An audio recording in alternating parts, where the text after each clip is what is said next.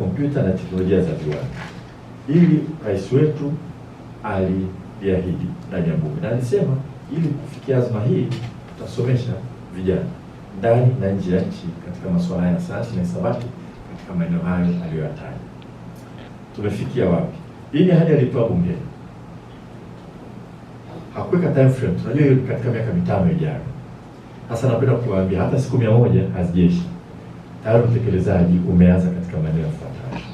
Katika ile azma yake ya kuwapeleka Watanzania kwenda kusoma nje katika masuala ya sayansi na hisabati na teknolojia kwa ujumla, hasa data science, artificial intelligence and allied sciences, utekelezaji wake mpaka sasa hivi ni kama ifuatavyo, na wengine mnajua kwa sababu juzi jana tuko wote Dar es Salaam. Tayari vijana 16 walifanya vizuri zaidi katika mitihani yao ya kidato cha 6 ambao matokeo yalitoka mwaka jana mwezi wa 7 tarehe 7. Yalitangazwa na Baraza la Mitihani la Tanzania. Vijana 16 kati ya wale 50 waliofanya vizuri sana wanaondoka kwenda Afrika Kusini, chuo kikuu cha Johannesburg, kwenda kusomea degree ya kwanza, shahada ya kwanza katika masuala ya data science, akili unde na sayansi za namna hiyo.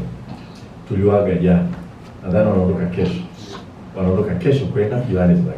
Siku 100 hazijesha, utekelezaji umeshafanyika. Kwa nini wanapelekwa Johannesburg?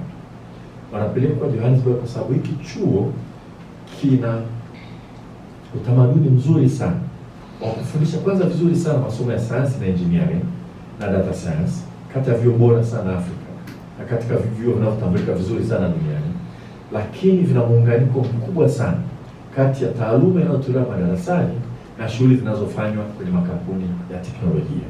Kwa vijana 16 wa Tanzania waliomaliza kidato cha 6 ambao wanaenda kusoma Afrika Kusini, chuo kikuu cha Johannesburg, ambao wamechaguliwa kwa kufanya vizuri tu darasani kwenye tahasusi za sayansi ambazo zina advanced mathematics.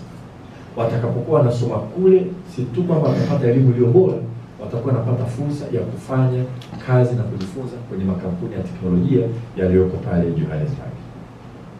Katika wanafunzi hao 16 ni kati ya wanafunzi 50 ambao rais wetu ashaagiza wakati anatoa ahadi.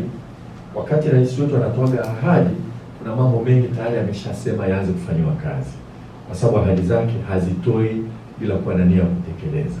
Alishatoa maelekezo kwamba tuanze kujiandaa kupeleka vijana nje kwenda kusoma haya maeneo ya teknolojia ambayo yanaenda kwa kasi sana duniani. Sasa hivi utashangaa ukitumia artificial intelligence, sasa hivi unaweza ukachukua kompyuta tu ukaweka, ukaongea, ikatafsiri, ikakaa sehemu nyingine nikasoma mnachoongea.